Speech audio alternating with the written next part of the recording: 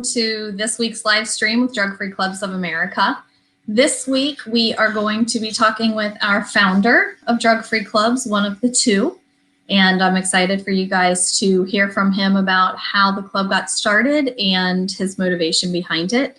And then I just wanted to start by saying congratulations to Barberton High School. We've got new members there since the last time we met, and also at St. Paul. So thank you so much also to the brand new collector at Barberton. I heard that you did a fantastic job. It's not an easy thing to do, so thank you so much for the time that you are dedicating to that chapter.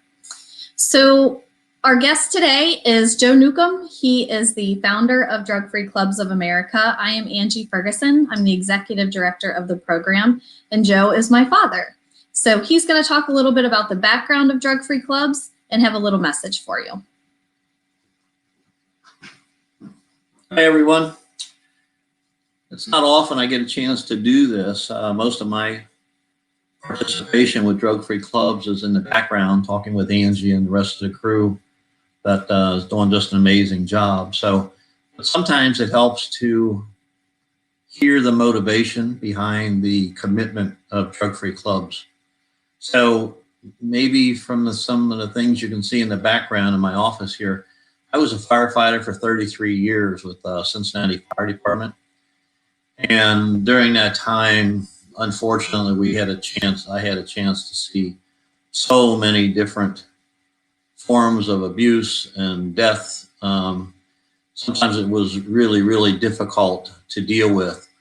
On one particular day, myself and another gentleman, who was a lieutenant on the engine company, we made a call to a teenager who had overdosed. And even though we tried everything we possibly could to revive him, none of it worked. And it just really struck a chord with both of us. So we were sitting in the office that night before retiring, by 11 o'clock at night, and we both came up with something that we said, it's a shame that this happens. Number one, you can't imagine what's going through that young person's head. You know, they're at the time of their life when they're supposed to be enjoying everything there is that life offers, but something is motivating them to get involved with drugs, and whether it was on purpose or not to be involved with an overdose. It's just very, very, very sad. So we decided to try to do something about it.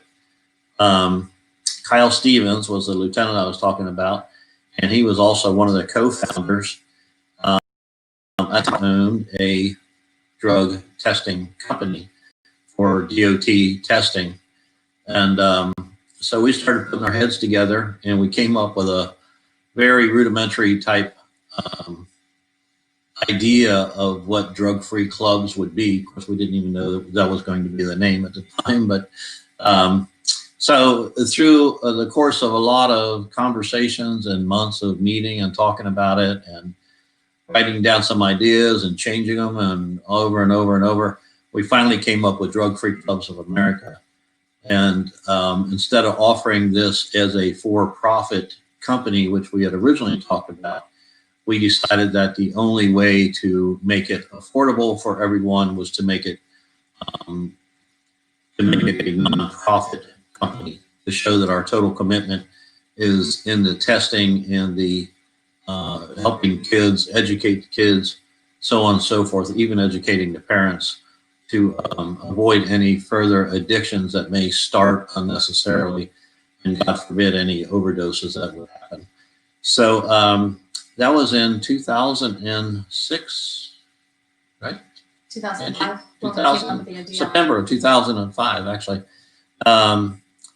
And we've been going ever since then, and polishing and polishing and polishing until you have what you have today. The program that you see today was not something that myself or Kyle came up with. This is really the work of Angie and Heather McGowan. They really beat this thing up until they finally got it right.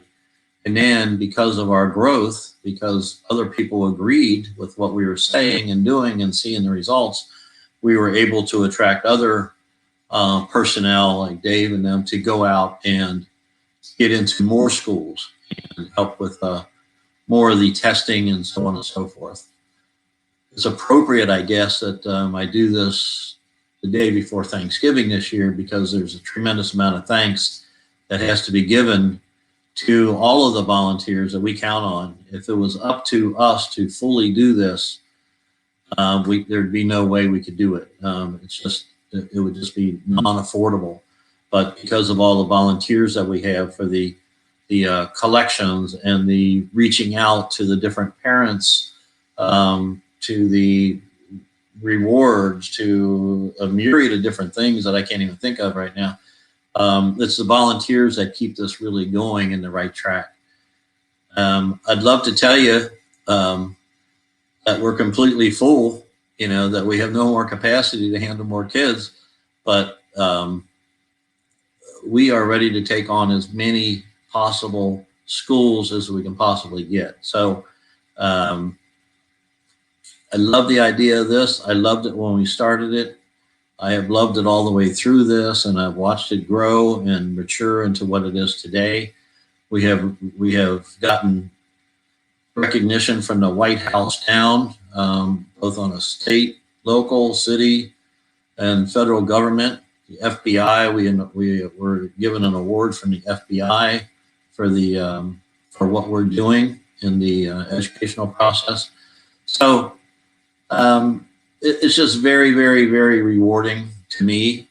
And it's nice that, when I'm done here on this earth, I know that I'm hoping that drug-free clubs outlasts me, and hopefully we'll have helped many, many thousands of kids, basically, to make the right choices and stay on the right track. So it's an honor for me to be part of this.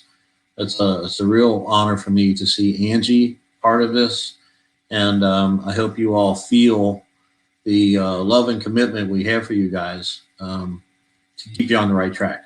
So thank you for making your commitment to be drug-free. I'm sure your parents are ecstatic about that. And if there's anything we could ever do, you make sure you reach out to us. Okay? Thank you. Just wanted to spend a couple minutes with you and tell you some of the background. All right. Thank you. That was so wonderful. I just want to echo what he said about the gratitude that we have on the heels of this holiday. There's so many people that put so much into this program monetarily and with their time and with their energy and with their brain power. So thank you to every single one of you that make it possible. And please, just like Dad said, if you have any questions, please leave them in the comments, or if it's something that you don't want your name associated with it, you have a private question, please use the contact us button on our website, send us a private message. I'm going to be with my dad through Saturday here to celebrate Thanksgiving, and I'm happy to ask him anything. If anybody is curious about anything, or if you want us to get back to you about something, please reach out to us. We'll talk to you next week. Bye-bye.